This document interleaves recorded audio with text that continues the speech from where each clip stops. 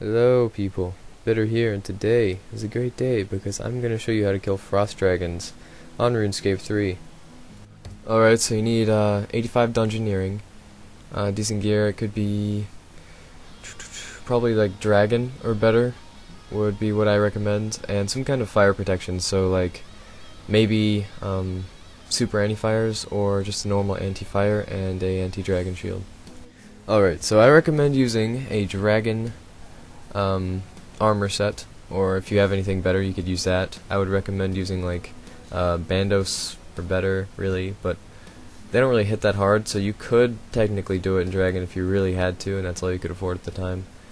As for weapons, I really recommend chaotics, but it is doable with just normal dragon weapons, as long as they're dual wield, because you don't want to use a two-handed weapon because the dragons are weak to slash.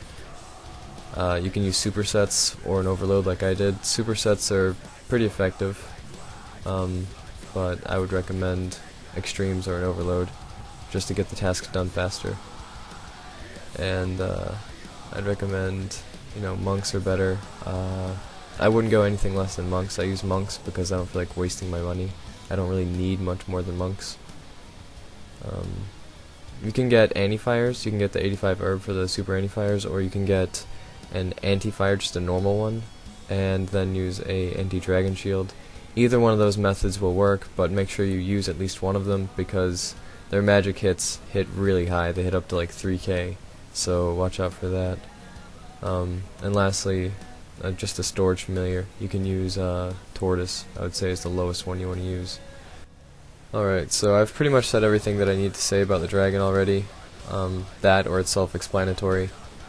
The only thing I haven't really gone over is the recoil orb, which basically just means that if you attack him while the orb is going around him, you will be hit for the damage that you deal to him. It can kill you very easily if you don't notice it, but if you're paying attention it shouldn't be a problem. Everyone pretty much knows about the loot that this guy can drop, but there's two things in particular I want to throw out there.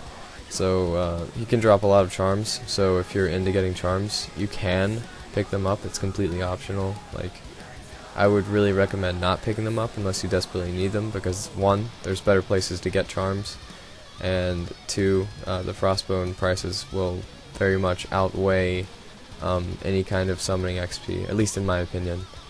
And then also he can drop rune weapons, but usually they're a lot cheaper than the bones, so just stick with the bones and just leave the rune weapons on the ground. Alright, so this is the orb I was talking about. It'll travel around the dragon 3 times, and then it will disappear, and then you can attack the dragon again. Just make sure you pay attention, and it shouldn't be a problem. I'm gonna save you the boredom of watching me kill all these dragons and just skip to the end. Okay, I finished up, and I ended up with 650k, which is good, I guess.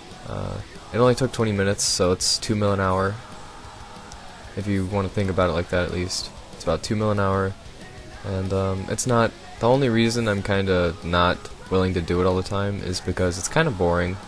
But if you're the kind of person that just wants a very basic, grindable way to make money, this is it.